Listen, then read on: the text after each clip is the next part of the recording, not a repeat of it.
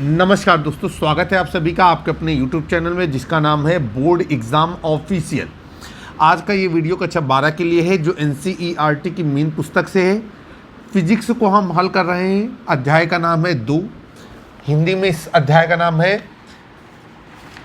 स्थिर वैद्युत विभव तथा धारिता, इलेक्ट्रोस्टैटिक पोटेंशियल एंड कैपेसिटेंस। और हम लोग क्वेश्चन नंबर 7 से आगे वाले प्रश्नों को यहाँ पर हल करने की कोशिश करेंगे। तो चलते हैं, समय व्यर्थ न करते हुए सीधे यहाँ पर लिख देते हैं फिजिक्स, PHYSICS फिजिक्स।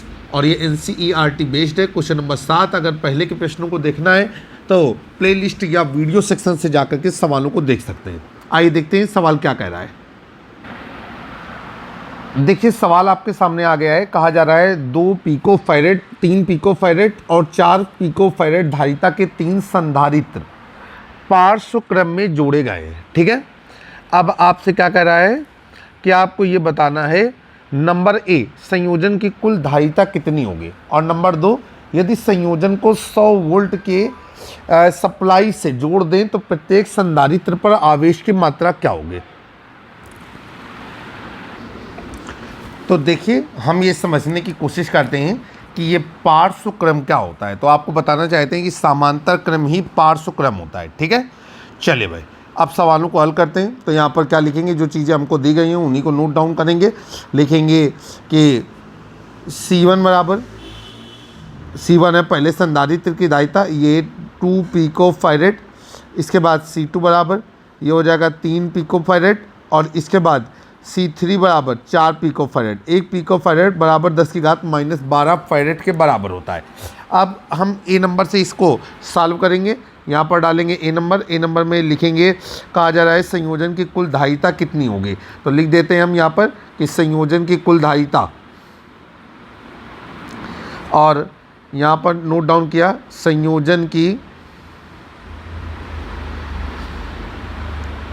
समांतर क्रम में कुल धारिता C बराबर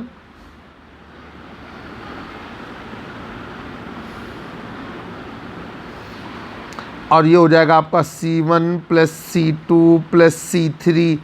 अब ये हो जाएगा आपका C बराबर, C1 का मान क्या है आपका 2 पिकोफैरेड, फिर C2 3 पिकोफैरेड, C3 4 पिकोफैरेड।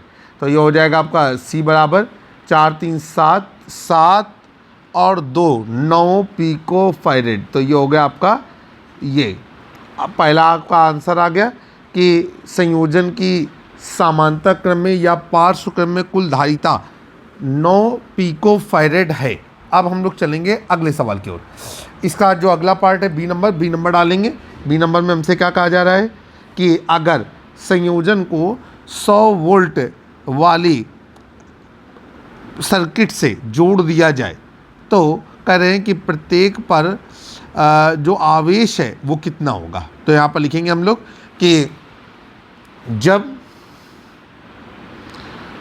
या इस तरीके से लिखें कि विभव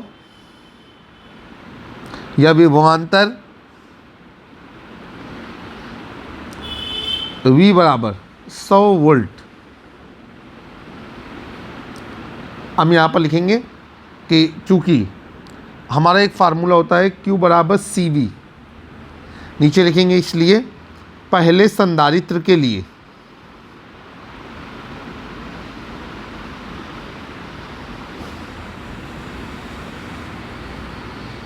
अब हम ये मान लेंगे कि पहले संधारित्र पे आवेश Q1 है, दूसरे में आवेश Q2 है और तीसरे पे आवेश Q3 है। तो ये हो जाएगा आपका Q1 बराबर C1V। अब ये हो जाएगा आपका Q1 बराबर C1 का मान कितना था, C1 का मान था 2 और V का मान है 100। तो ये हो जाएगा आपका Q1 बराबर 200 ये पिको कूलाम, इतना आवेश होगा। और 1 पिको कूलाम बराबर 10⁻12 कूलाम। अब इसके बाद दूसरे संधारित्र के लिए, अब जो बात हल होगी वो दूसरे संधारित्र के लिए हल होगी। और ये हो जाएगा आपका Q2 बराबर C2V और Q2 बराबर C2 क्या है हमारा, C2 है हमारा 3 पिकोफैरेड। तो ये हो जाएगा 3 × 100, तो ये हो जाएगा Q2 बराबर 300 पिको कूलाम। इसके बाद तीसरे संधारित्र के लिए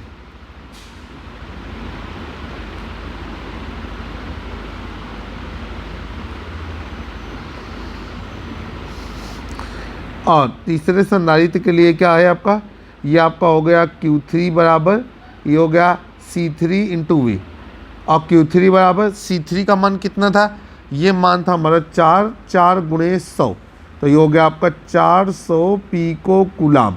ध्यान रखिएगा, 1 पिको कूलाम बराबर 1.0 × 10⁻12 कूलाम, या फिर आप सीधे सीधे कह सकते हैं कि 10⁻12 कूलाम। इस तरीके से आप चाहें तो इबारती भाषा में उत्तर भी लिख सकते हैं। आपने अपनी तरफ से पूरी कोशिश की कि इस सवाल को आप बेहतर तरीके से रिप्रेजेंट कर पाएँ, ताकि एग्जामिनर या भविष्य के लिए वो सवाल हमारे मन मस्तिष्क में हमेशा के लिए रह जाए। अब हम लोग चलते हैं क्वेश्चन नंबर 8 की ओर। क्वेश्चन नंबर 8 आपकी स्क्रीन पर देखिए। क्वेश्चन नंबर 8 क्या कह रहा है, क्वेश्चन नंबर 8 कह रहा है आपसे कि पट्टिकाओं के बीच वायु वाले समांतर पट्टिकों संधारित्र की प्रत्येक पट्टिका का क्षेत्रफल 6 × 10⁻³ वर्ग मीटर है। आपसे कह रहा है और इनके बीच की दूरी जो है वो 3 mm है, मतलब मिलीमीटर है। आप कह रहे हैं संधारित्र की दायिता ज्ञात कीजिए। यदि इस संधारित्र को 100 वोल्ट की सप्लाई से जोड़ दिया जाए तो संधारित्र की प्रत्येक प्लेट पर कितना आवेश होगा। चलिए भाई हम रेडी हैं। तो सबसे पहले हम लोग नोट करेंगे कि प्लेटों का क्षेत्रफल A बराबर, नोट डाउन करेंगे, प्लेटों का क्षेत्रफल जो डाटा होगा उसको सबसे पहले निकालेंगे। प्लेटों का क्षेत्रफल कैपिटल A बराबर,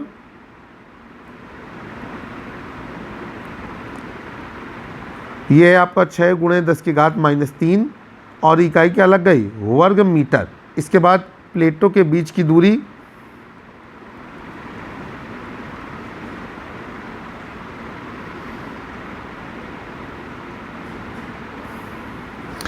और प्लेटों के बीच की दूरी है आपकी स्मॉल d, ये कितनी दी गई है, ये दी गई है 3 मिलीमीटर। अब मिलीमीटर को हम लोग कन्वर्ट करेंगे किस में, मीटर में। तो हमारा एक फार्मूला होता है कि 1 मिलीमीटर बराबर 10⁻³ मीटर। तो ये हो जाएगा आपका 3 × 10⁻³ और इकाई लगा दिया हमने मीटर। इसके बाद हमसे कहा गया है कि विभवांतर, जो सप्लाई का विभवांतर है वो है 100 वोल्ट। तो यहाँ पर नोट डाउन करेंगे विभवांतर V बराबर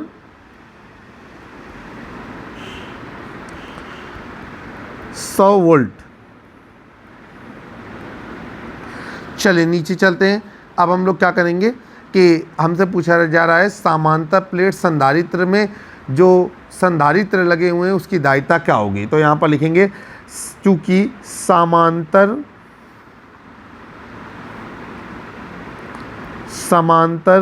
प्लेट संधारित्र की दायिता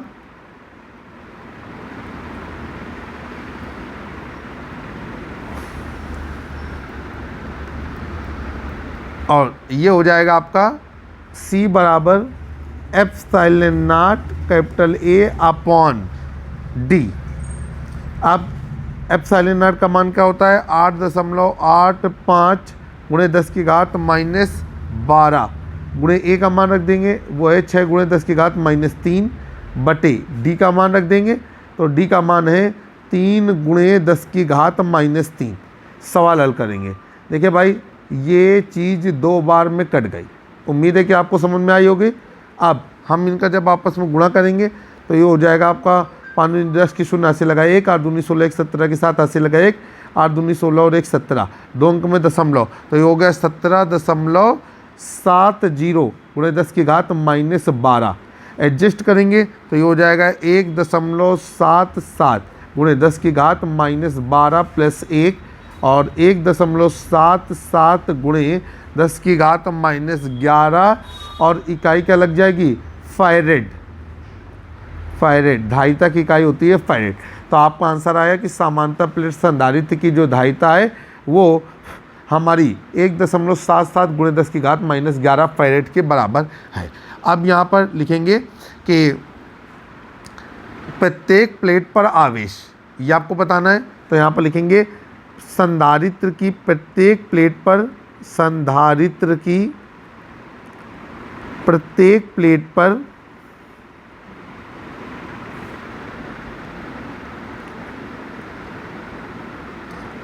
आवेश, और हम लोग चलते हैं, ये क्या हो जाएगा हमारा, ये हो जाएगा Q बराबर CV। आई क्यू का मान हमें निकालना है। C का मान हमारे पास है 1.77 गुणे 10 की घात -11 गुणे V का मान है 100, और ये हो गया Q बराबर 177 गुणे 10 की घात -11, दशमलव है 177.0 में, तो ये हो जाएगा Q बराबर 1.77 गुणे 10 की घात -11 प्लस 2, और Q बराबर 1.77 गुणे 10 की घात -9, और इकाई क्या लगा दिया, कूलाम। तो ये आपका आंसर हो गया कि संधारित्र की प्रत्येक प्लेट पर जो आवेश है वो 1.77 गुणे 10 की घात -9 कूलाम के बराबर है। अब चलते हैं क्वेश्चन नंबर 9 की ओर। बहुत ही बेहतरीन एक्सरसाइज है और NCERT की पुस्तक ही राज्य सरकार और केंद्र सरकार के द्वारा अर्थराइज्ड है। बाकी आप पढ़ाई के लिए कोई भी पुस्तक पढ़ सकते हैं, हर पुस्तक से हमें ज्ञान ही प्राप्त होगा और ज़्यादा सवालों को करने का मौका मिलेगा। क्वेश्चन नंबर 9 आपकी स्क्रीन पर। आइए क्वेश्चन नंबर 9 को हल करने की कोशिश करते हैं।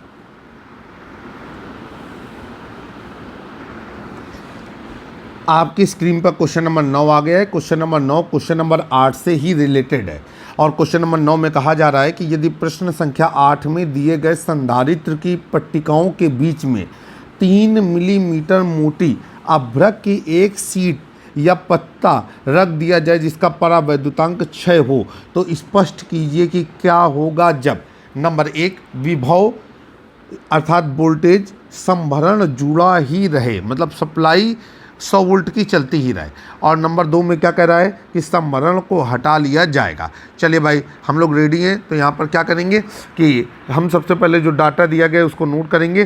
तो विभवांतर लिखेंगे, विभवांतर इस सवाल के लिए विभवांतर वही है जो क्वेश्चन नंबर 8 के लिए था। तो विभवांतर V बराबर हो गया हमारा 100 वोल्ट, और साथ में जो हमने वहाँ से आवेश का मान निकाला वो है हमारा कितना, इसको हम ज़रा और सही कर देते हैं, तो ये हमारा हो जाएगा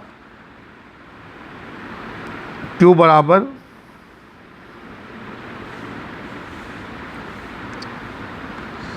18 गुणे 10 की घात -10 कूलाम। ठीक है, तो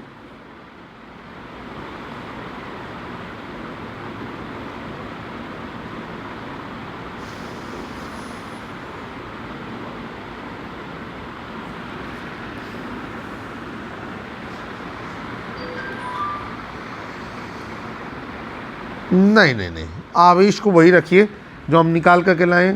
तो आवेश हमने कितना निकाला है, ये हमने निकाला है 1.77 गुणे 10 की घात -9 कूलाम। तो 1.77 गुणे 10 की घात -9 कूलाम।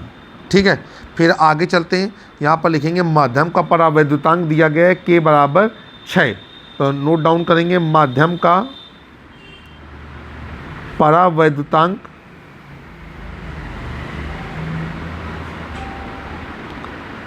कैपिटल K बराबर 6। ठीक है, फिर आगे चलेंगे। परावैद्युत की मोटाई, परावैद्युत की मोटाई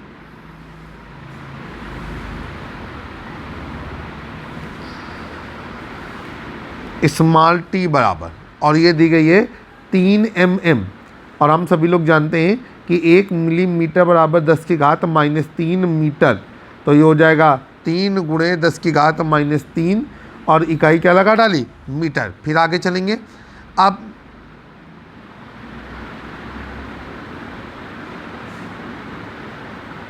जो हमारा T है वही हमारा D है, तो यहाँ पर लिखेंगे कि T बराबर D।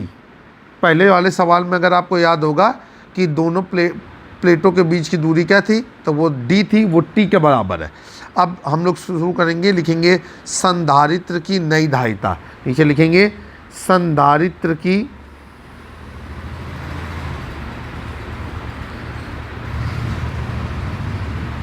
नई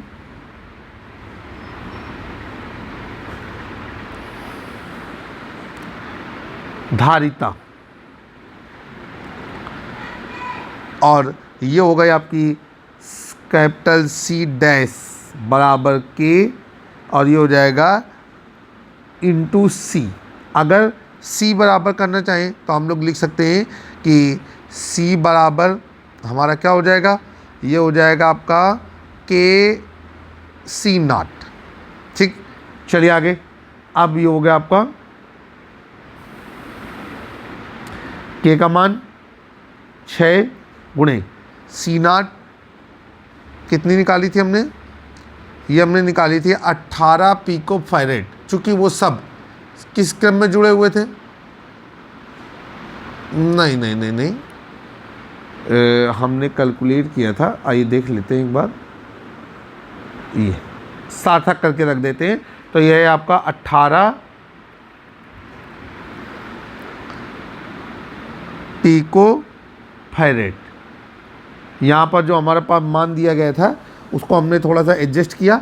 अब हमने दशमलव को इधर ट्रांसफ़र किया तो ये हो गया 17.7 गुणे 10 की घात -10, और 10 की घात -10 1 पिको फैरेड के बराबर होता है। तो ये हो जाएगा आपका 17.7 पिको फैरेड।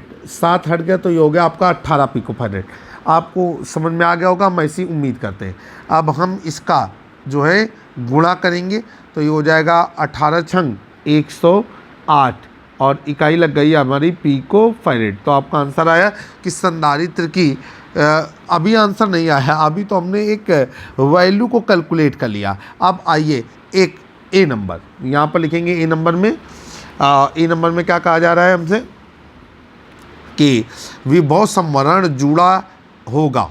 ठीक है, तब क्या होगा, यहाँ पर लिखेंगे जब, यहाँ पर लिखते हैं जब विभव संभरण जुड़ा रहे,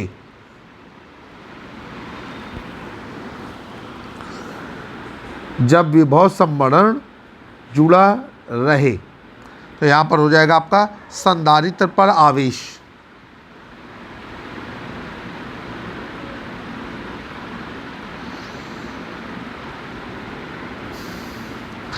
और ये हो गया हमारा Q बराबर CV। अब देखते हैं भाई C का मान कितना है। C का मान अभी आपको निकाला 108 पिको फैरेड, और V का मान है हमारा 100। ठीक, अब यहाँ पर एक थोड़ी सी गड़बड़ी हो रही है। पिको फैरेड को हम फैरेड में कन्वर्ट कर लें तो ये हो जाएगा आपका 108 गुणे 10 की घात -12 गुणे 10 की घात -12 गुणे 100, और ये हो जाएगा आपका 108 गुणे 10 की घात -10, और ये हो जाएगा 1.08 गुणे 10 की घात -8 कूलाम। समझ में आ गया कैसे क्या किया हमने। चलिए भाई, उम्मीद है कि तमाम में से सवालों में हमने हल किया है तो आपको समझ में आ गया होगा। यहाँ पर आपका उत्तर निकल आया कि संधारित्र की जो धारिता है वो 108 पिको फैरेड रहेगी, और इसके अलावा संधारित्र पर जो आवेश आ जाएगा वो कितना आ जाएगा आपका 1.08 गुणे 10 की घात -8 कूलाम।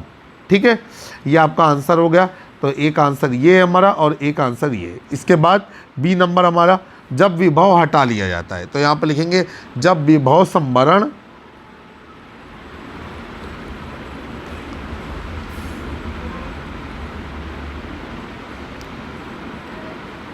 हटा लेते हैं,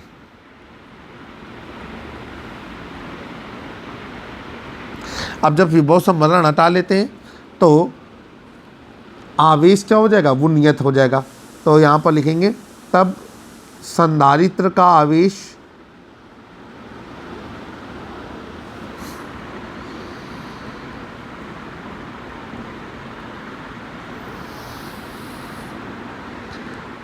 नियत हो जाएगा।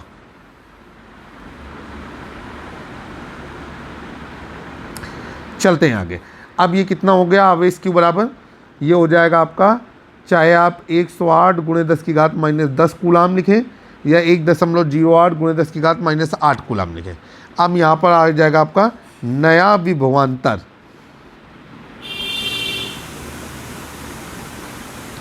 और जो नया विभवांतर है वो हो जाएगा V बराबर Q/C। ये Q बराबर CV से आया है। अब Q का मान है आपका 108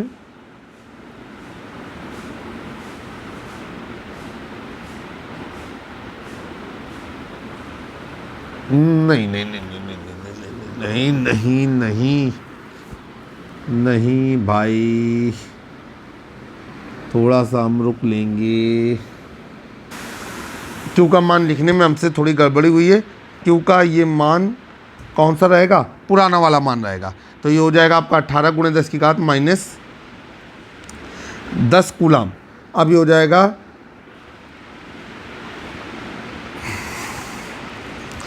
18 गुणे 10 की घात -10 बटी C का मान कितना है? C का मान है 108 गुणे 10 की घात -12। अच्छा, कुछ जब आप सवाल हल करेंगे, कुछ टीचर बताएंगे तो वो मान दशमलव वाले ही ले लेंगे, तो भी कोई फ़र्क नहीं पड़ता। मैंने उनको थोड़ा सार्थक बना लिया है ताकि हमें काम करने में आसानी हो जाए।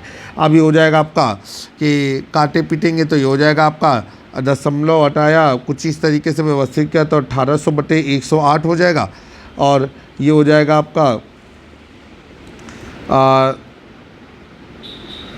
और काटे पीटेंगे तो 2 नहीं 18 और 2 पंचे 10, 2 चौको 8, फिर ये हो जाएगा आपका 2 चौको 8, 2 पंचे 10 और 2 दूनी 4 और 2 सत्ते 14। फिर 3 से काटेंगे तो 3 एकम 3, 3 पचे 15 और 0, 3 मा 27, फिर 3 पचे 15 और 3 तिया 9, तब 50/3 वोल्ट। ठीक, अब जब इसको दशमलव में बदलेंगे तो ये हो जाएगा 16.6 और वोल्ट। तो आपका आंसर आया कि विभवांतर का मान 16.6 वोल्ट रहेगा। तो ये आपका आंसर है। और जो C का मान है वो 108 पिकोफैरेड रहेगा और Q का मान जो है वो 1.8 गुणे 10 की घात -9 कूलाम रहेगा। तो इस तरीके से आपका आंसर हो गया। ध्यान रखिएगा, जब आपके टीचर इस सवाल को बताएंगे तो हो सकता है कि जैसे मैंने 18 गुणे 10 की घात -10 इस्तेमाल कर दिया है, तो वो 18 गुणे 10 की घात -10 ना इस्तेमाल करके उसकी जगह पर 1.77 गुणे 10 की घात -9 अप्लाई करें। तो उससे आप बिल्कुल भी कंफ्यूज ना होइएगा। आशा करते हैं कि सवाल जो आपको समझाया गया, सिखाया गया, वो बेहतर तरीके से आपको समझ में आ गया होगा। अब हम लोग चलते हैं क्वेश्चन नंबर 10 की ओर। क्वेश्चन नंबर 10 आपकी स्क्रीन पर।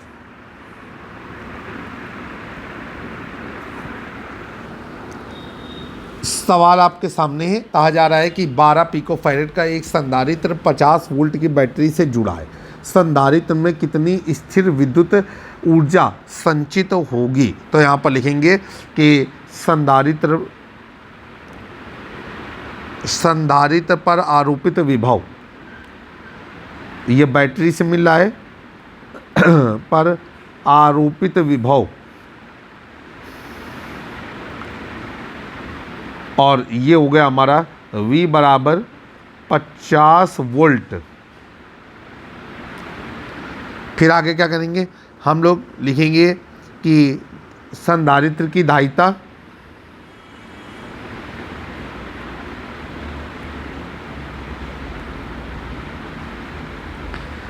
और ये हो जाएगी C बराबर 12 पिकोफैरेड। फार्मूला लगा दिया, 1 पिकोफैरेड बराबर 10 की घात -12 फैरेड।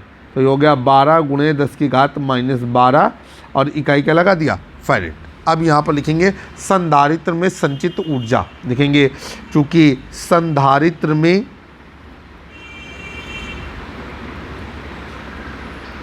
संचित ऊर्जा, और ये हो गई हमारी U बराबर या E बराबर, जो भी आप समझे बेहतर, हम E करें। U से अक्सर स्थितिज ऊर्जा की बात होती है। E बराबर ये हो जाएगा 1/2 गुणे CV²। तो 1/2 गुणे C का मान 12 गुणे 10 की घात -12 गुणे V का मान है 50 का स्क्वायर। अब आगे चलते हैं। 12 से कुछ 2 से काट दिया तो ये हो गया 6 और 50 गुणे 50 तो ये हो गया 2500 गुणे 10 की घात -12। अब देखिए भाई गुणा कर देते हैं तो 6 पंचे 30 की 0 80 लगा 3 6 दूनी 12 3 15 2 जीरो ये लग गए गुणे 10 की घात -12। अब ये हो गया आपका कितना, ये हो गया आपका 15 गुणे 10 की घात -12 प्लस 3 15 गुणे 10 की घात -9 और इसी को हम लोग लिख सकते हैं 1.5 गुणे 10 की घात -9 प्लस 1। जब दशमलव राइट टू लेफ्ट आता है तो 10 to the power positive increase होती है और ये हो गया 1.5 गुणे 10 की घात -8 और इकाई क्या लगा देंगे, जूल। तो आप यहाँ पर लिखेंगे संधारित्र में संचित ऊर्जा का मान 1.5 गुणे 10 की घात -8 जूल के बराबर है। अब हम चलेंगे क्वेश्चन नंबर 11 की ओर। क्वेश्चन नंबर 11 इस एक्सरसाइज का अंतिम प्रश्न है। आइए इसे हल करने की कोशिश करते हैं। सवाल आपके सामने आ गया है। कहा जा रहा है 200 वोल्ट की सप्लाई से एक 600 पिको फैरेड का संधारित्र आवेशित किया जाता है, फिर इसको संभरण से वियोजित मतलब संयोजन से वियोजित कर देते हैं और एक अन्य 600 पिको फैरेड वाले अनावेशित संधारित्र के साथ जोड़ देते हैं। इस प्रक्रिया में कितनी ऊर्जा का ह्रास होता है आपको ये बताना है, ठीक है। तो भाई आपको एक फैक्ट मालूम होना चाहिए कि जब आवेशित और अनावेशित संधारित्र आपस में जोड़ दिए जाते हैं तो आवेशित संधारित्र से अनावेशित संधारित्र पर ऊर्जा स्थानांतरित होती है, जो कि आपको पहले से ही पता होगी। इस प्रक्रम में ऊष्मा के रूप में ऊर्जा की हानि होगी, ठीक है। तो यहाँ पर लिखेंगे संधारित्र की दायिता, तो 2 दायिताएं तो यहाँ पर नोट डाउन करेंगे, लिखेंगे संधारित्रों की धारिताएं। तो ये हो गया आपका C1 बराबर 600 पिको फैरेड और C2 बराबर ये हो गया आपका 600 पिको फैरेड। ये दोनों ही 600 पिको फैरेड के बराबर हैं। अब हमको मालूम है कि 1 पिको फैरेड, तो यहाँ फार्मूला लगा देंगे 1 पिको फैरेड बराबर 10 की घात -12 फैरेड। तो ये हो गया आपका 600 गुणे 10 की घात -12 फैरेड और ये भी हो गया आपका 600 गुणे 10 की घात -12 और इकाई क्या लग गया, फैरेड। अब यहाँ पर लिखेंगे कि जो आरोपित तो वोल्टेज है, ठीक है, वो हमारा कितना है, वो है हमारा 200 वोल्ट, ठीक। तो यहाँ पर हो जाएगा आपका V1 बराबर 200 वोल्ट। तो लिख डाला कि V1 बराबर 200 वोल्ट और जो V2 है वो कितना हो जाएगा, 0। धीरे धीरे वो पूरा विभव समाप्त हो जाएगा। अब यहाँ पर फार्मूला लगाएंगे ऊर्जा हानि या ऊर्जा क्षय या ऊर्जा ह्रास और ये हो जाएगा आपका C1 C2 ब्रैकेट में V1 माइनस V2 का होल स्क्वायर अपॉन नीचे हो जाएगा 2 ब्रैकेट में C1 प्लस C2। आइए सारे मान रख देते हैं। तो C1 का मान है 600 गुणे 10 की घात -12 गुणे 600 गुणे 10 की घात -12 और V1 का मान ये है आपका 200 माइनस 0 का होल स्क्वायर बटे नीचे हो जाएगा आपका 2 और इन दोनों को जोड़ेंगे तो ये 600 गुणे 10 की घात -12 प्लस 600 गुणे 10 की घात -12 और डिब्बा कंप्लीट, ये ब्रैकेट कंप्लीट कर लिया। अभी हम आगे चलेंगे और ये कितना हो जाएगा, इनको सबको हम सॉल्व करने की कोशिश करेंगे। तो ये हो जाएगा 6×6 36, तो ये हो जाएगा आपका 3600 गुणे 10 की घात -12 और -12 तो ये हो गया -24 गुणे ये हो जाएगा आपका 200 और नीचे हो गया आपका 2 गुणे आप 10 की घात -12 को बाहर ले लें तो ये हो जाएगा 10 की घात -12 और अंदर हो जाएगा 600 प्लस 600, ठीक है। अब देखिए भाई 600 और 600 1200 तो ये हो जाएगा आपका 2 से काट देंगे 200 को तो ये हो जाएगा आपका 100 गुणा कर देंगे तो ये हो जाएगा 36 1 2 3 4 गुणे 10 की घात -24 और नीचे से +12 ऊपर पहुंच गया और बटे ये हो गया 6 6 12 तो ये हो गया आपका 1200। अब इसके बाद हम लोग आगे चलेंगे।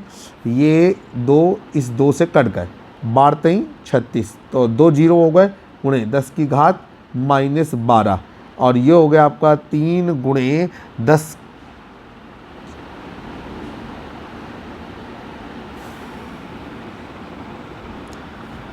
चलिए भाई सवाल को हल करते हैं। कैलकुलेशन करते हुए छोटी छोटी 2 गलतियां हुई हैं, उनको सुधारने की ज़रूरत है, तब हमारा उत्तर अनिवार्य रूप से हमारे पास मिल जाएगा। अब जैसे ये 200 में 0 घटा तो 200 आया, तो यहाँ पर एक 200 और होना चाहिए। कैलकुलेशन पे ही पूरा धैर्य करना चाहिए।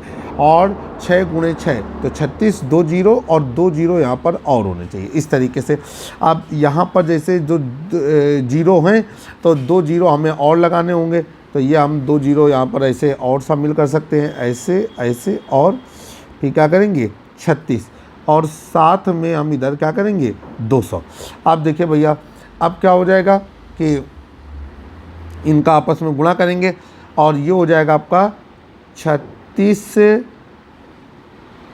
ऐसे, 36 दूनी 72, तो 72 के आगे 1 2 3 4 5 6 गुणे 10 की घात -12 और बटे 12, तो 12 छंग 72, ये हो गया 6, 1 2 3 4 5 6 गुणे 10 की घात -12। अब कितने हैं 1 2 3 4 5 6, तो 6 गुणे 10 की घात 6 गुणे 10 की घात -12, और ये हो गया आपका 6 गुणे 10 की घात -12 प्लस 6, और ये कहलाएगा आपका 6 गुणे 10 की घात -6, और इकाई लगा देंगे जूल। तो आपका आंसर आया कि ऊर्जा ह्रास का मान 6 गुणे 10 की घात -6 जूल के बराबर है। कैलकुलेशन करते हुए थोड़ी कठिनाई आई थी, लेकिन आप सबके सहयोग से वो कैलकुलेशन भली भांति सफलतापूर्वक कंप्लीट कर लिया गया।